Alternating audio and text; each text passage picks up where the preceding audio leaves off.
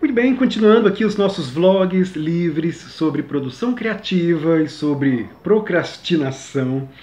E nesse vídeo eu gostaria de retomar alguns pontos dos vídeos anteriores, porque eu percebi que eu não tenho sido tão enfático em alguns pontos como eu sou em sala de aula ou nas palestras que eu falo sobre esse tema, e eu vejo que alguns temas precisam dessa pedagogia, precisam dessa parte didática, dessa dimensão didática, que exige alguma repetiçãozinha para que alguns conceitos fiquem muito claros, para que eles tenham a dimensão da importância que eles merecem. Em um dos vídeos eu falei sobre atenção à frequência. Como é que é muito importante que a gente tenha consciência de que é perfeitamente possível fazer um trabalho de fôlego, dividindo esse trabalho em pequenas etapas. Porque isso faz com que a gente tenha muito mais controle sobre o nosso dia a dia, sobre a nossa produção, faz com que a gente não se sinta sobrecarregado com um grande trabalho que é possível ser dividido, e isso traz um conforto psicológico também muito grande. A gente não fica esgotado imaginando que há um trabalho muito grande que não está sendo feito.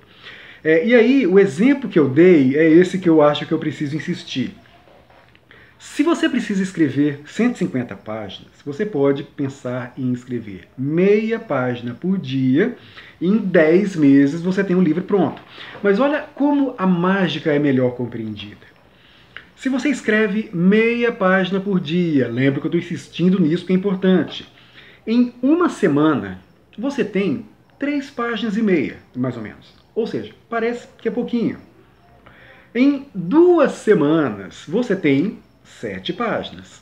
Que também, ok, já começa a melhorar. Pensa que se você não tivesse escrito meia página por dia, você não teria aquelas 7 páginas em 2 semanas.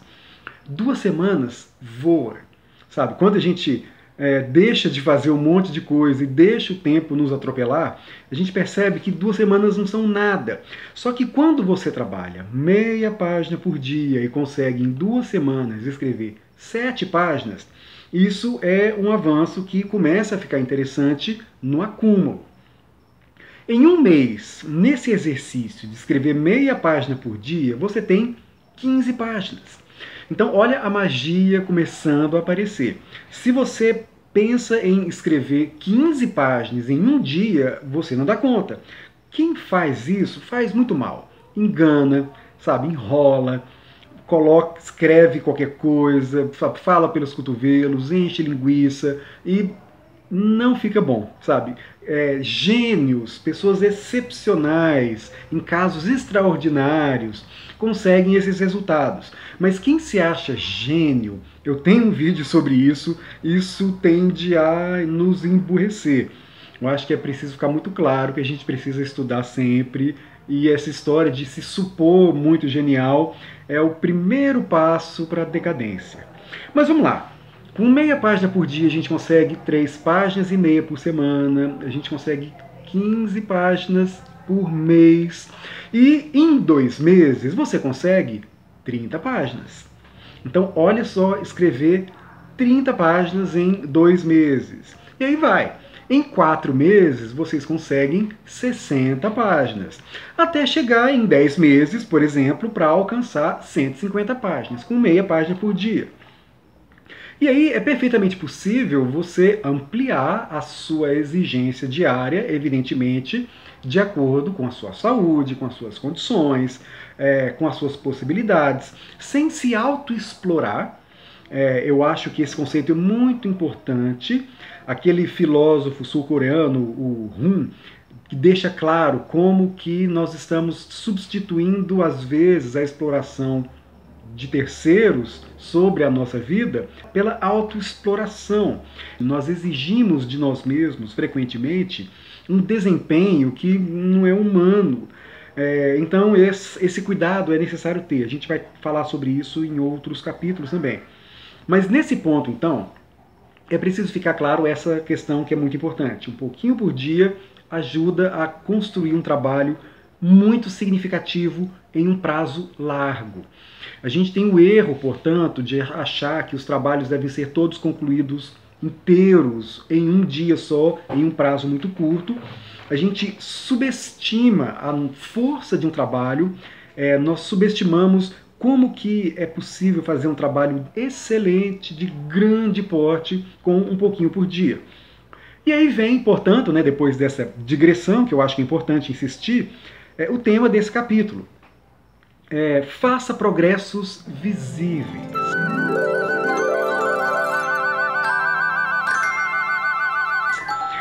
Isso, insisto, se relaciona com aquele capítulo que fala sobre a importância de fazer pequenas tarefas diariamente, para que no acúmulo de pequenas tarefas a gente consiga alcançar um grande resultado.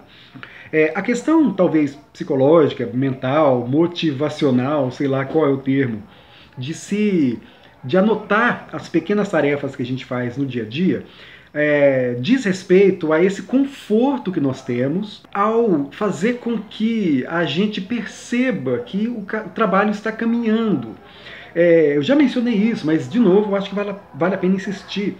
A gente fica esgotado psicologicamente com os trabalhos que não estão caminhando. A gente fica mal, a gente se sente culpado quando percebe que a gente não está andando, que as coisas não estão funcionando, que a gente está patinando. Então por isso que quando a gente exige de nós mesmos uma tarefa pequena, mas a gente consegue assumir o compromisso de todos os dias fazer um pouquinho e anotar esse pouquinho e perceber que a gente está caminhando um degrauzinho por dia, um tijolinho por dia, a gente se sente muito mais confortável, a gente se sente mais seguro, inclusive, com a nossa própria produção, e a gente avança com tranquilidade. Insisto, gente, a gente sabe disso.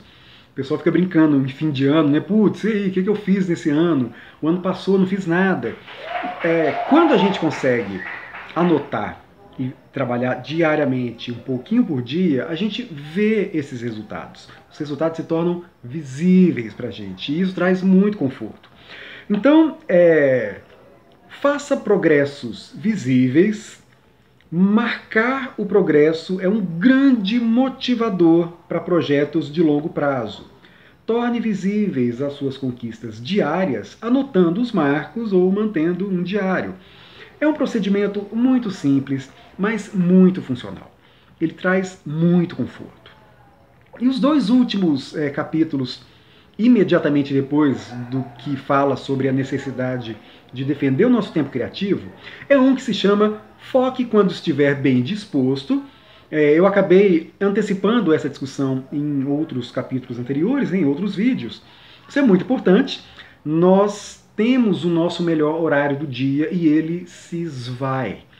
A gente não consegue ficar motivado o dia inteiro, isso é mentira.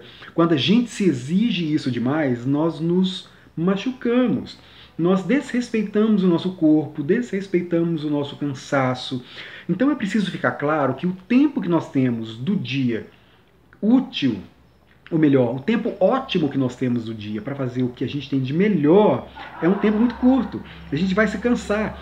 Então esse tempo tem que ser bem aproveitado. Porque o tempo que a gente está cansado, ele não é um tempo para a gente trabalhar, porque não vai funcionar nada. É um tempo para descansar. É um tempo para fazer outras coisas. Se você curte ler, é o tempo de ler por lazer. É o tempo de ver filme para curtir e não mais para trabalhar, porque não funciona, não dá certo.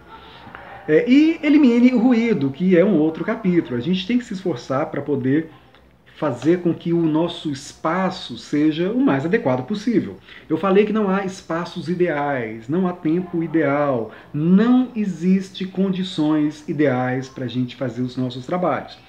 Todos nós temos vários problemas. É preciso respeitar o próprio tempo. Há pessoas que realmente não têm condições de se dedicar a uma produção criativa, porque estão envolvidos em vários problemas que são mais graves. Acho que esse tipo de culpa também tem que ficar muito bem resolvido. Mas pessoas que têm problemas normais precisam descobrir os lugares e os momentos em que é possível cuidar da sua produção criativa e eliminar ao máximo possível os ruídos. Então, aqui sugere, desliga o telefone, e-mail e quaisquer aplicativos não relacionados com a sua tarefa. Mesmo a presença da atividade de fundo e das tentações pode drenar o seu foco, esse é o termo. Então esses 3 capítulos que eu condensei em um só se chamam Foque quando estiver bem disposto, elimine o ruído e faça progressos visíveis.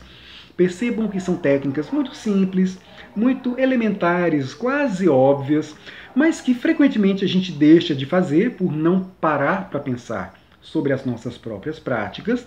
E por isso que eu acho que, mais uma vez, né, esse tipo de conversa é muito útil, tem sido útil para os alunos, espero que estejam sendo úteis para vocês. Muito bem.